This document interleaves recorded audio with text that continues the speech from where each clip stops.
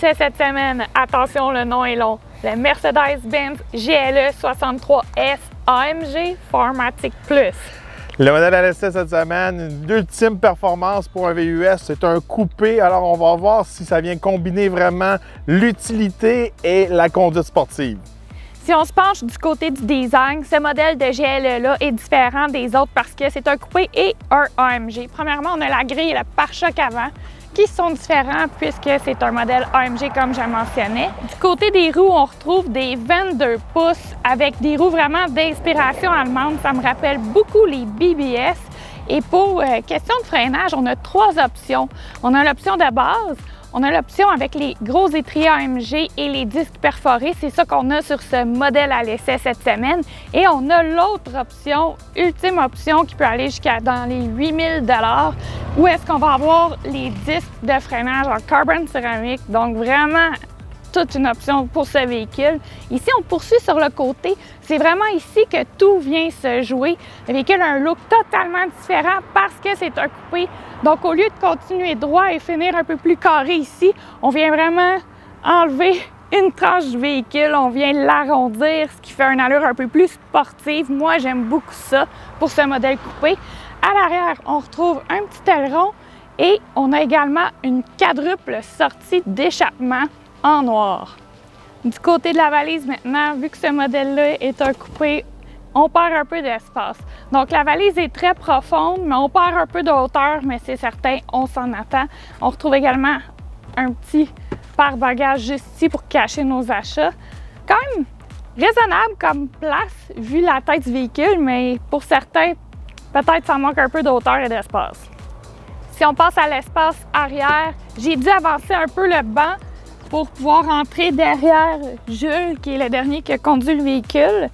J'ai quand même de l'espace. Par contre, ma tête versus le toit, j'ai moins d'espace que dans un GLE régulier qui va être non coupé. Mais il faut comprendre que ce véhicule-là, en modèle coupé, est vraiment axé plus sur le sport, la conduite sportive, la performance. Il est un peu moins friendly pour la famille, mais on s'en attend parce que c'est un modèle coupé. Sous le capot, on peut s'attendre à quelque chose de gros, c'est un 63 AMG. On retrouve un V8 biturbo de 4 litres avec le EQ Boost. C'est bon pour 603 chevaux et 627 de torque. Ce moteur est jumelé à une transmission 9 vitesses, moteur assemblé à la main par les ingénieurs AMG. Chaque moteur est signé sur le dessus ici par la personne qui l'a assemblé. Moteur assez exceptionnel. Moteur aussi qu'on retrouve dans une AMG GT, GTS, GTR, etc. Même type de moteur. Alors, on a vraiment un gros moteur de performance sous le capot dans une enveloppe de VUS coupé.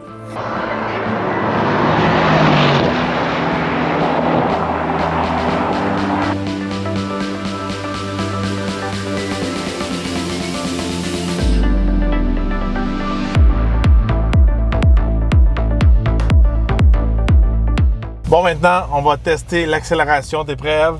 Oui.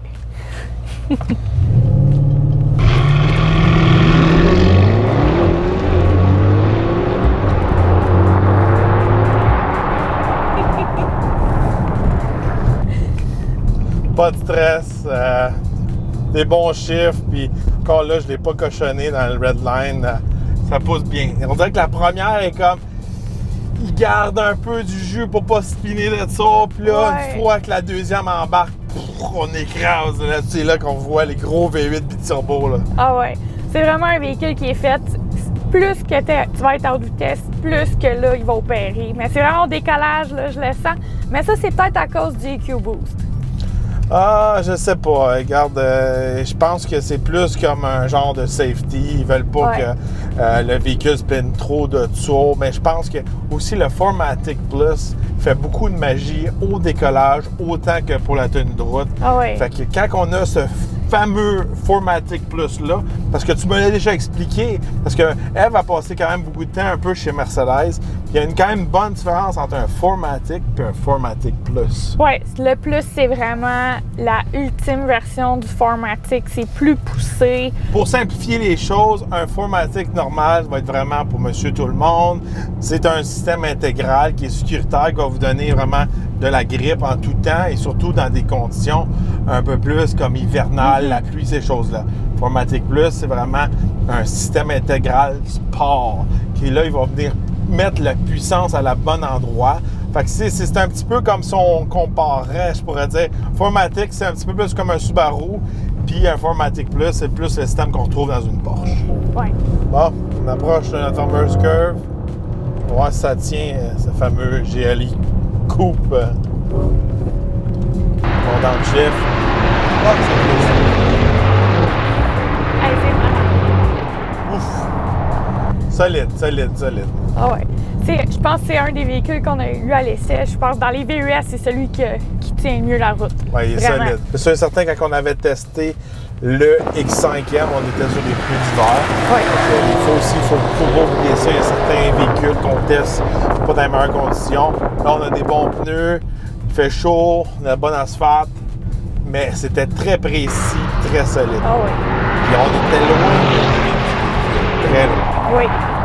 Là, on avait eu à l'essai le GLE 53 auparavant. Là, dans notre essai de GLE 53, on disait on aurait aimé conduire le GLE 63 pour faire la comparaison. Puis toi, tu trouvais qu'il manquait un peu de jus sur le capot du 53. Il manquait un peu de jus. Pour le prix, je trouvais qu'il manquait un peu de jus. Mais là, on a tout un prix là, pour celui-là cette semaine.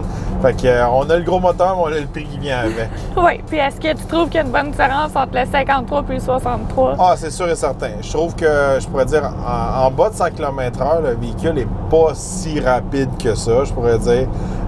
J'aimerais savoir un petit peu plus de pep, je pourrais dire, de la part de ce gros moteur-là qui a 600 chevaux. Je vais mettre la faute sur sûrement qu'il y a du gaz ordinaire dans le véhicule. Le moteur, je sais que ce moteur-là peut faire mieux, je pourrais dire. Oui. On l'a conduit dans une AMG GTS, c'est un moteur qui est similaire à ça. Fait que c'est un moteur que je pourrais dire qu'il y a du jus surtout sur l'autoroute. Oui. Un peu typique comme dans le film Taxi, là, quand il embarque sur l'autoroute, aïe aïe aïe, on a plus de puissance. Les Allemands, là, sur l'autoroute, c'est toute une machine. On le sent qu'il est capable de monter à des vitesses de autobahn facilement. Si on compare, mettons, un Trackhawk, par exemple, moi, c'est mon benchmark, le L4. Le L4 est extrêmement violent. De 0 à 140 à 160 km/h, je pourrais dire qu'il va être confortable en haut de 160 km/h. Oui, c'est un moteur qui ne va pas s'essouffler. On le sent qu'il est capable d'en donner et d'en redonner même si on atteint des hautes vitesses. Bon, côté conduite cette semaine, moi je pourrais dire que je suis très satisfait, surtout handling, tenue de route, je pourrais dire. Tient extrêmement bien la route. On a des bons pneus, des gros freins. Sur la route, est quand même confortable. Mais un des points que je pourrais dire je pourrais négliger dans le confort sur la route, on entend quand même beaucoup de bruit à l'extérieur pour un véhicule de ce montant-là. Oui, on entend beaucoup les pneus et tout. Par contre, moi, je l'adore la conduite et tout. Il tient vraiment bien la route. On se sent pas du tout au volant d'un VUS. On dirait qu'on est vraiment au volant d'un véhicule sport. On est assis aussi un petit peu plus bas. Le véhicule est un peu plus compact pour un VUS. Il est comme chunky. Oui. Il est pas bas, il est pas haut, il est comme large, il a des grosses roues. C'est un chunky, un auto chunky. C'est bon. Moi, en tout cas, je l'aime beaucoup. Je trouve que ça va bien. On sent vraiment la conduite sportive. En mode confort, on gagne un peu plus de confort, oui, mais encore là, c'est pas un gros véhicule confortable comme par exemple un Cadillac Escalade qui va être smooth. Même en confort, on sent que c'est un véhicule de performance qui est sportif. C'est un extrême AMG, Oh, oui. c'est sûr et certain. On le voit quand on freine. On n'a pas les top freins là, à l'option à 7 ou 8 000 $ là, en carbon ceramic. Mais on a quand même des gros étriers. Puis quand on freine, des fois, c'est très agressif. On dirait que des fois, les freins ne sont pas réchauffés ou peu importe. Il ne faut pas appliquer comme un peu un véhicule normal. Des fois, on peut avoir une surprise, il va breaker vraiment en raide. Oui. Puis ça, c'est des choses qu'on retrouve des fois dans une voiture vraiment en sport, comme encore une fois, AMG GTS, ces choses-là. Puis là, on le trouve dans un VUS. Côté technologie, toi, il m'a assez fait rire cette semaine. T'as un peu de la difficulté avec le tableau ici et ça qui fait la gestuelle, puis quand tu parles, puis... C'est vraiment là, ingénierie allemande à son meilleur, là. C'est ultra compliqué, plein d'options. Faut étudier le produit. Ça fait quelques Mercedes qu'on a. C'est dur de s'habituer. Faut vivre avec le produit Mercedes pour s'habituer. Le pad, je suis pas un fan. Quand on utilise l'écran, ça devient compliqué aussi. Ici, il y a des boutons que si on les frôle sur le volant, mais ça peut changer l'écran. On n'a pas vraiment besoin de toucher. Moi, je pourrais dire, là, je mettrais quelqu'un de 70 ans et plus, là, des fois, s'il n'a jamais eu de Mercedes, il va faire comme ouf, là. C'est compliqué. C'est pas comme un produit, je pourrais dire, comme Cadillac ou Lincoln, qui est intuitif, très simple, simplifié pour monsieur, madame, tout le monde. Oui. Là, il faut vraiment être concentré et apprendre où sont nos fonctions. En tout cas, à mon goût, à moi, c'est un petit peu trop compliqué pour rien. Ah, mais juste, toi, tu parles des gens plus vieux qui auraient de la misère. On fait juste mettre toi dans le véhicule là, cette semaine. Et là, il changeait des...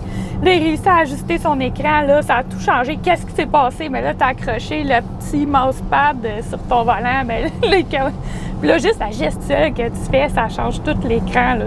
Moi, je me dis, il y a de la misère. Si c'est compliqué pour des gens comme nous qui testons des produits à toutes les semaines, des différentes marques, ces choses-là, je me mets à la place de monsieur tout le monde, ça doit être hyper compliqué pour eux autres. Il faut utiliser le véhicule. Puis aussi, il y a beaucoup de configurations. Comme on en a parlé dans le GLE, on va y aller un petit peu plus en accéléré parce que l'intérieur est extrêmement belle. On a des touches en fibre de carbone que j'aime beaucoup. Il y a beaucoup de configurations qu'on est allé en profondeur dans notre vidéo du GLE 53MG. Si vous voulez aller le voir, je vais mettre le petit lien ici. Il y a des configurations sur le volant qu'on peut changer si on veut changer notre système d'échappement. J'aime beaucoup la roulette. La roulette, ça, c'est un de mes trucs préférés. Mais c'est un de nos volants favoris sur le marché. Oui, même s'il faut s'habituer avec les espèces de deux petits écrans. Je trouve qu'il est beau, il est carré en bas. J'adore la roulette pour changer nos modes. J'aime ça pouvoir configurer d'autres trucs sur l'autre affaire. Ça peut être compliqué, mais une fois qu'on l'a, on l'a. De ce côté-là, c'est super. Puis la grosse écran qui part d'un bord à l'autre, c'est deux écrans, mais ça a l'air d'un écran. Puis je trouve ça très beau. Côté confort des bancs et tout, moi, je suis vraiment bien encadrée. Je suis très confortable dans ces bancs-là. Peut-être toi, tu dois être un peu serré, par exemple. Je vois que tu dépasses un petit peu. C'est bien, c'est bien. J'ai des sièges confortables. Ils ne sont pas aussi larges que des sièges SRT ou ces choses-là. Ils nous tiennent bien en place, mais c'est des bons sièges. J'ai remarqué à l'arrière, on dirait qu'il y a un petit peu moins de place que dans le GLE non coupé. Oui, parce que là, on a un modèle coupé cette semaine. Je crois aussi qu'il y a un petit peu moins de place visuellement. Là. Puis quand on l'a essayé, si ma mémoire est bonne, mais quand même, c'est assez confortable. Puis on peut facilement amener deux adultes à l'arrière. Oui, mais il y a le feeling vraiment plus sport. Oui. À l'arrière, on a moins de place, c'est plus coincé. On va dans la valise en arrière, c'est un haillon, c'est plus limité pour le cargo aussi. Fait que, tu sais, moi, de ce côté-là, regardez, on saute un petit peu au côté design. Cette semaine, je vais être franc avec vous, là, coupé, moi, je ne tire pas pantoute. Moi, je le trouve beau, puis j'ai remarqué, parce qu'il y a plusieurs d'entre vous qui avaient parlé avec moi cette semaine sur le véhicule qu'on a à l'essai, il y a beaucoup de filles qui trouvent ça super beau, le modèle coupé, mais il y a beaucoup de gars qui n'aiment pas vraiment ça. J'ai eu des commentaires comme on dirait que derrière un fond au soleil, on dirait que telle affaire. Toi aussi, tu l'aimes pas, mais moi, je trouve ça beau. Il y a des modèles coupés qui vont être plus agressifs, comme un Lamborghini Urus, ces choses-là, que c'est plus agressif, plus coupé. Celui-là, je trouve qu'il est trop rond. Pour un modèle AMG, 63S, tout ça, je trouve qu'il n'est pas assez agressif côté look. De loin, si c'est pas comme « Oh, lui, là, ça, c'est un monstre, ça, c'est hot, dis ça. » Puis, tant qu'à avoir ça, j'aime mieux avoir plus d'espace à l'arrière, plus de cargo, un peu plus carré camion. Il vient pas me chercher côté look. Je vais le dire, on dirait un truck de femme. Bien, c'est peut-être pour ça un peu la vision que tu as, mais oui, pour vrai, il y a beaucoup de filles qui l'ont aimé cette semaine. Là, dans les abonnés qui nous ont écrit, là, c'était surtout des femmes. Je sais pas pourquoi. En plus, la peinture, là, on dirait une couleur de rouge à lèvres. Non, c'est pas du tout. Oh, oui. Non. Du côté de l'économie d'essence, là, attention, on a fait combiner 13 litres au 100 km. quand même très bon pour toute une machine avec toutes les performances qu'elle offre. Ouais, le pourquoi qui est quand même économique, c'est parce qu'on a le système EQ-Boost là, qui vient de donner une espèce de poussée électrique qui vient éliminer toutes les courroies, toutes les poulies, ces choses-là. Fait que le moteur est un peu plus free, je pourrais dire, pour rouler. Puis ça nous donne un petit peu... C'est pas un hybride, mais c'est une technologie qu'ils ont développée en Formule 1. Fait que des fois, dans les moments où il va prendre le plus d'essence au décollage, ces choses-là, il va venir vraiment donner du torque supplémentaire, le système EQ-Boost. C'est pour ça qu'on est capable de faire quand même une bonne économie d'essence qu'un gros moteur comme ça. On va se le dire, dans tous les moteurs en haut de 600 HP qu'on a conduits, c'est un des meilleurs pour l'économie d'essence. C'est surprenant.